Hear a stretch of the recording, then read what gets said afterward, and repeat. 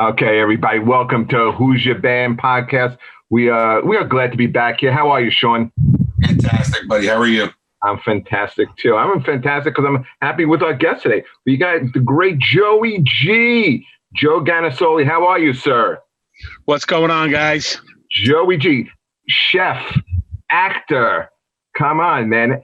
How is life treating you? You're making through this? You doing all right? I'm hanging in there. You know, I keep busy with delivering my stuff, so at least I'm out. Okay. And quick question. First, what we do on this show is we usually talk music. We'd like to get people's backgrounds a little bit. Where did you grow up, Joe? Brooklyn. What part? Gravesend and then Bay Ridge mostly. I had restaurants in Bay Ridge. Oh, also Bay Ridge, Gravesend area. You know where Avenue X and 86th Street kind of come together? Sure, that's right by L&B. That's exactly right. Okay, so we're basically from around the same neighborhood. And you were a chef before you were an actor, huh? Yeah, I lived in New Orleans, cooked in L.A.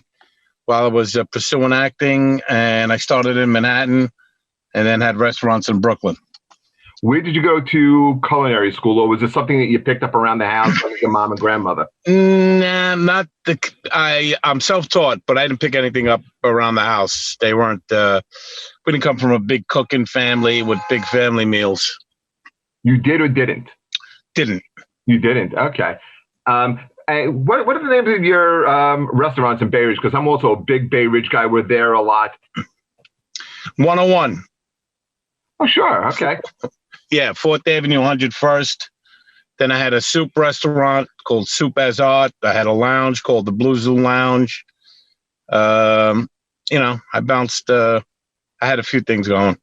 And how'd you make the transition from being a chef to actor? I was a degenerate gambler, and I gambled my restaurant away and moved to LA to pursue acting. At least he's honest. What was the bet that put you over the edge? That's a good one. Sunday Night Football, 1990. I lost my first 2 games. Back then, there wasn't like a million games on, so you had to go what was on TV. So it was a Giant loss, 15,000. A Jet loss, another 15,000. And I doubled it up and bet the 30 on the Houston Oilers, Pittsburgh Steelers. And everybody was resting their starters. And I thought Pittsburgh had the #1 defense, and Houston crushed them with a backup quarterback.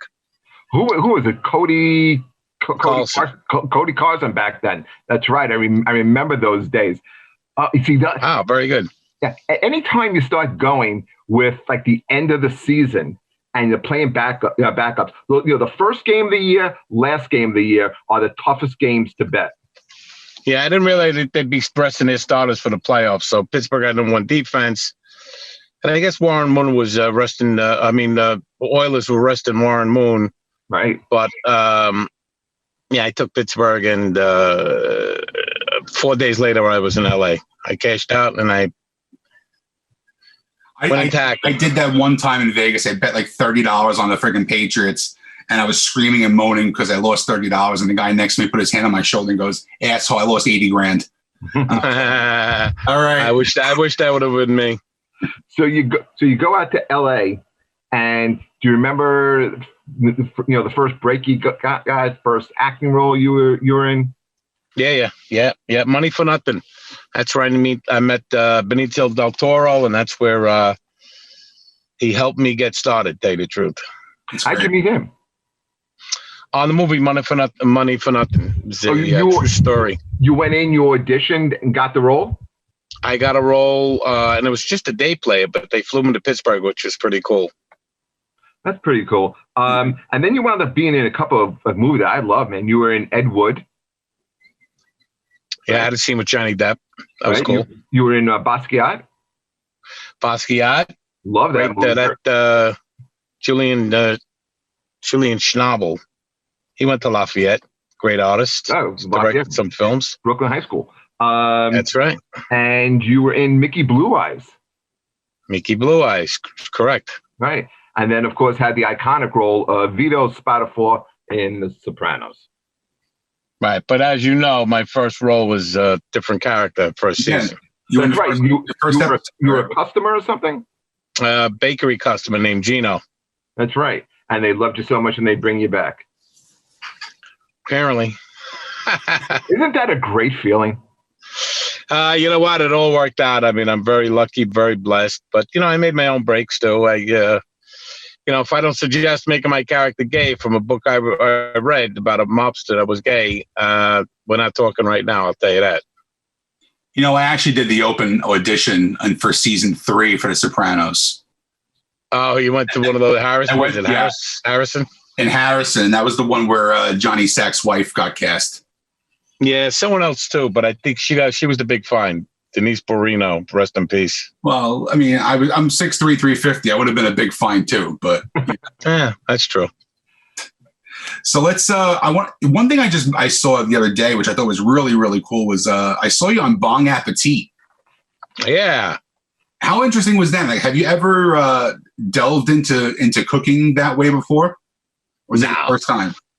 Yeah, no, I don't even smoke the shit. I mean, I did when I was a kid. Like, who didn't? But everybody was blazing, and I was smoking this is my weed. Yeah. But my food was obviously the best you saw. But there was they gave it to the old lady, which was the grandma, which was okay. I like the progression on that show. When you start watching the show from the beginning, everybody's all happy, and by the end of the show, they're completely baked out of their minds. A great show, man. They were lighting it up, let me tell you. Oh, I can imagine. Now, one thing I didn't know either, that I didn't realize that you wrote a book. I right away I thought it would be a cookbook, but it was actually a novel. Yeah, it's a cookbook novel. It's called what, A Meal to Die For? A Meal to Die For, loosely based on my life, gambling chef. We can get that on Amazon still, correct? Yep, you can still get it on that. It came out in like 2006. Okay. So, we normally talk a lot about music on the show, but I think we're going to steer the direction to a more important topic because of what's going on right now. And, as comics, we're trying to do things to raise money as well. I just did a Zoom fundraiser for a charity called Act of Kindness, where we donate gift cards to hospitals and first responders. So we sent out 5 $500 gift cards to different hospitals in Connecticut. But I want to talk about your GoFundMe right now, which is doing really well. I just checked this afternoon. You're up to $24,000 right now, which is fantastic. Yeah, I broke the 24 mark. My goal was, when I first started, 1,000. I have a sister-in-law that works in the labor and delivery room in a hospital near me, and my niece contracted COVID, and she recovered, and she works at a hospital, not as a nurse, but the head of a department, and in the Bronx. So I wanted to get them some meals. I says, it'd be great if I could help some restaurants survive, and if I could get them food. And they were so appreciative, and word got out, and other restaurants, other hospitals started contacting me. So I kept upping the total. I went from 1,000 to 2,500 to 5 to 10 to 15. Now I'm at 25. Now it's 50 because I want to go for the month of May. And I spread it all around with all these different restaurants, and I do nursing homes, hospitals. I did one today, a new hospital. Someone got in touch with me. Post office, sanitation, police, fire departments. I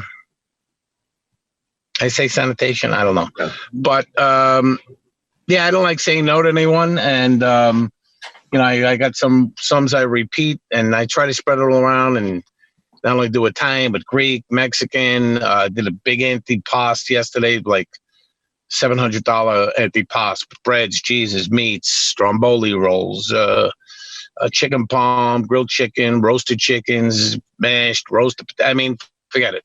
It was a feast. So they went nuts. You get me excited, just so you know. A little bit. I hear you.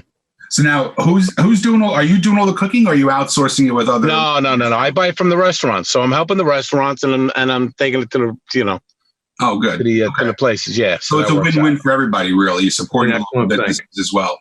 How can people get on board with this, Joe? Well, if they go to my Twitter or my Facebook, they'll see it. I sent you the link if they want to, whatever. But it's all over my Twitter, even in my Instagram. It's my profile. I have someone donate 5,000, and people donate whatever they can, 5, 10, 20, 15, 50, 100. It varies. And money's getting a little low. I try to stretch it out. I know a lot of the restaurants, so they always do the right thing. And it's for lunch, but then hopefully the next shift gets some, and the night shift gets forgotten about. So, and then they send it to other departments. So I just want to keep going until things to sort of get back to normal a little. But I'm on a mission, and people ask me why you're doing it. My wife's a nervous wreck, because I'm exposing myself, and I said I'm doing it because I can. Listen, that's the important thing about people in entertainment. We're trying, and listen, we're nowhere on the level that you are, but we're just trying to, in the time that we have right now, the time that we have right now, we could either be sitting on our asses doing nothing and saying, woe is me, or you can realize how grateful you really should be because, first of all, we're all healthy. And, I know that you said your niece caught it, but, we're very lucky that, just Jeff and I are alone. I mean, I know over 50 people who've caught it already. So anything that we can do at this point to just raise a little money, we're not going to fight. We're not going to find the cure. But what we can do is we can at least help people who are on the front lines at this point. And I know three people that got it. One close friend passed. So, and you must know somebody that must have passed, right? Absolutely. I'm very, very blessed and lucky that the amount of people that I know who have gotten it and no one has passed away yet. Oh, good to hear. It's just scary because you see people who are 100 years old who are recovering, and then you see 30-year-old athletic directors who died of it. This is not something that people are. You definitely have a chance of getting it. You know what I mean? It's not it doesn't have any restrictions on it. Yep. Hey, what kind of cigar are you smoking, by the way? That's what I was just going to ask. It's a Rocky Patel, double Corona, Maduro, full-bodied. A double Corona. Yeah. So, I wouldn't be bragging about that. The double Corona right now. Oh, I didn't even think of that. Look at that. Sean Morton. Yeah. Hey, Joe, what do you think happens to restaurants when things start to ease up? You think they let people back? Are they going to put in these plexiglass? What do you think happens here? It's going to be a long time before things sort of get into even good. People aren't going to feel comfortable in restaurants, sitting next to people, being in a crowded, waiting online, outside. It's going to be hard for them. It really is. Some restaurants are not going to open up. I know some Chinese steakouts that just were strictly takeout, no dining, or very little, or a table or two. You just did pickups and deliveries. Who's going to feel comfortable? I feel bad for them. I'm a restaurant guy, really, and I don't know how they're going to do it. It's so tough because I have a good friend of mine who owns a restaurant too, and he's one of the few who's actually saying that his business has not dropped off that much because he's in a smaller community that there's not many restaurants. Mm-hmm. But his place only has probably 30 seats to begin with. But he's even saying he's only down 20%. And I said, you got to really count your blessings because there's people there's no chance of them ever reopening at this point. One of the restaurants I do a lot of business with, good friends of mine, Vincent's Clam Bar, famous in Italy, Little Italy. He has it down to a science. He does a tremendous takeout business to begin with and in-house. And he's doing very well with the takeout. I mean, he does, people line up for cars. They have all these cones set up in the parking lot. And it's like nonstop cars picking up, and the waiters just bring it right out to the car, put it in the trunk, and off they go. And one of the things that one thing that people should be doing too, and I'm a firm believer in this too, is if you can't, a lot of people are just buying their own food now and cooking at home and getting the delivery service and stuff like that. But buy gift cards to these restaurants. Yeah, I've done that too because fire departments are not all there. It's volunteer out here in Long Island, so they're not all there in the firehouse. Police, cop, are all in their cars. So when they can, they'll just go in and get it when they can. Yeah, and plus it helps them. It helps the businesses get some money on the front end too. You look at a community like Bay Ridge that is so densely populated and everybody on top of each other, so they're going to be kind of like the last to be coming back as well. And the fear is that a lot of these places won't open. If I lived in Bay Ridge still and stuck in an apartment building, and I'd be terrified. I'd be so miserable. Stuck in a house with nothing to watch. I'm, no sports, but even regular TV is horrible. I get tired of the news. I became a political junkie, but at least I'm in Long Island. I get my car. I go by the water. People are out here. I'm in a big parking lot right now. If it was nice out, this whole parking lot would be full of people, like, squared up and on chairs, like in a circle with their trunks open, with their tailgating almost. And like in a circle. Guy? What's that? You a big baseball guy? I'm a huge football, Giants, Yankees, Rangers, not too much basketball. What do you think of the proposed start for the baseball with the 3 divisions instead of doing the regular? I'm prepared to go without baseball. At this point, I don't really care. I'm looking forward to football. Even that's going to be kind of weird. Did you watch the draft? I live for the draft. I get my our leads. It's with all the scouts and GMs. I mean, it's every breakdown of every player in the country. I'm a big football guy too. Who's your team? He's a Giants. Giants. Oh, Giants fan. So you're happy with? I thought they did great in the draft. Yeah, they definitely did. I mean, they got the steal. Thomas. I thought it was Wirfs or Wills because they had the Alabama connection. I didn't like Becton, and I was salivating over Simmons. But the O-line he fixed. He got 3 picks on the O-line, and it's a good deal. Yeah, I like the guy, Thomas. I think he's a ready-to-go guy now. But I think they got the steal of the second round, too. They wound up picking a first-round talent in McKinney. The safety. McKinney from Alabama. Right. Yeah, he definitely was scared. They couldn't pass him up at 36. He should have been a first round, and I'm looking forward to seeing him. Yeah, and they also picked up a corner from UCLA who I saw play. And Darnay Holmes. Yeah. He's a good player. I think the kid they got from Connecticut is a little bit of a project, but he's got like massive size. Matt Pert. Yeah, offensive lineman. Yeah. Now, what was your problem? Because I'm a Jet fan. Why didn't you like Becton? I just think he's going to struggle with his weight, and when you're that big, unless he's really, really, really athletic, he is. I mean, he ran quick, he ran fast, but 6'7". He's 6'7", 364, ran a 5'3" 40, and can reverse dunk. I ran a 4'9" 40 in high school, and I was 6'3" and 3 1/4. Just so you guys know, you were on skates when you did that. Listen, I'm a fat ninja. I'm telling you, you guys don't realize it, but I'm a fat ninja. This guy likes to eat. I mean, his mother was a caterer. You know what I mean? I always worry about those guys that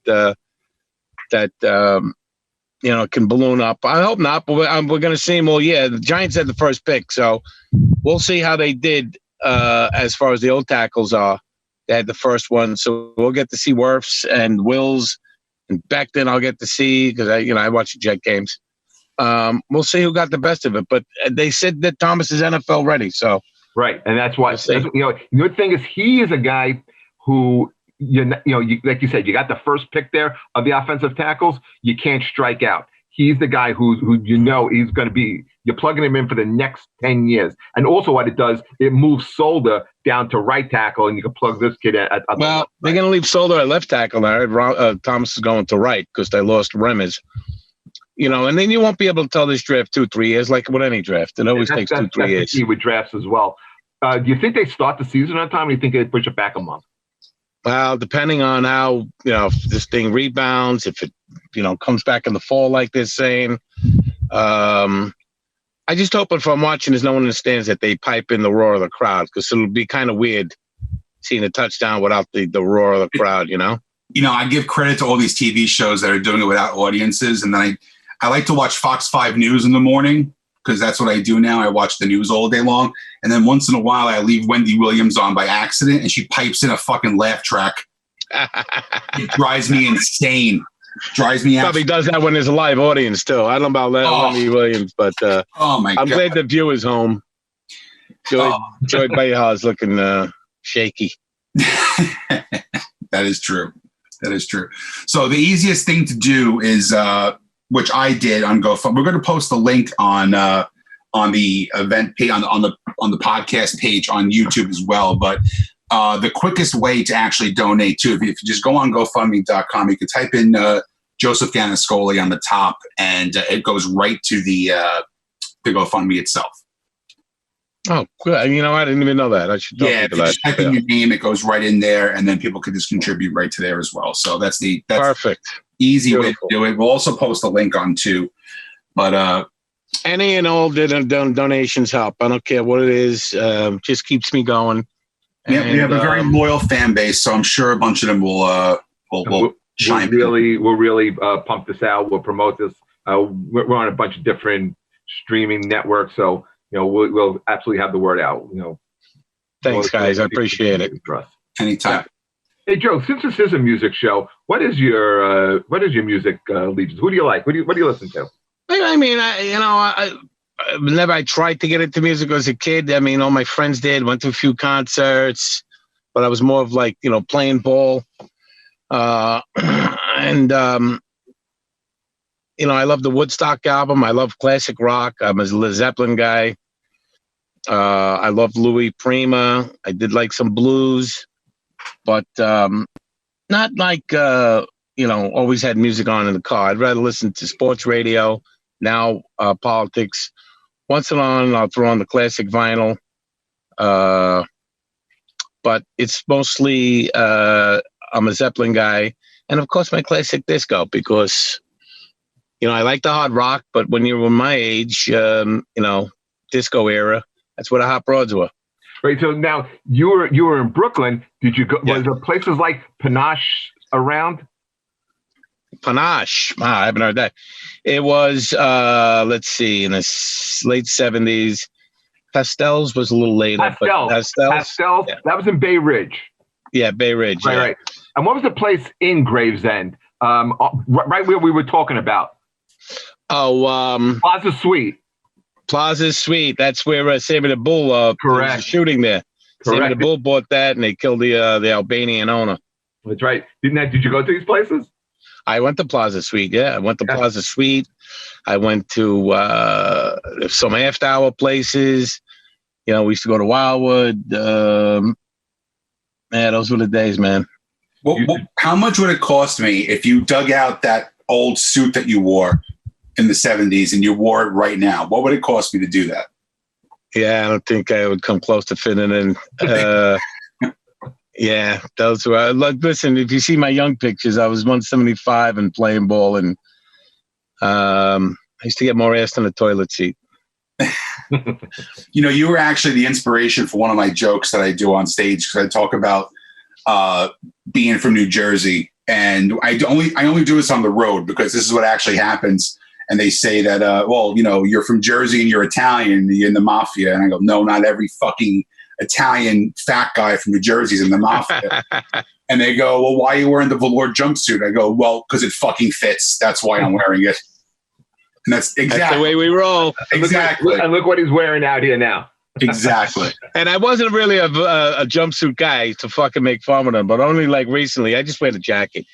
I got shorts on, but I go full velour. I don't give a shit. Yeah, fuck it. Exactly. Well, Joe, thank you so much for coming on. To be joining you guys in that look. You should. You don't blend. You don't blend with the Italians. You could be the consigliere. Consigliere. I appreciate you guys having me on. It was good chatting with you, and thank you, Joe. Thank you. Yeah, thank you guys. And again, go to GoFundMe.com, type in Joseph Gannascoli. You'll be able to pull up the GoFundMe right away. We'll also have the link on there as well, so you can hit the direct link. And you got anything else you want to plug? Anything that you're working on as far as movie or TV wise? Well, right before someone emailed about a film. But, I get emails, people like to talk, and, where's the funding there? I had a few things lined up, but everything, came to a halt. So like the rest of the world, we're at a standstill. Yeah. All right, Joe. Thank you so much for checking in, and we will push this as hard as we possibly can for you. Yeah. Okay, guys. I appreciate it. Thank you. Be safe. You too.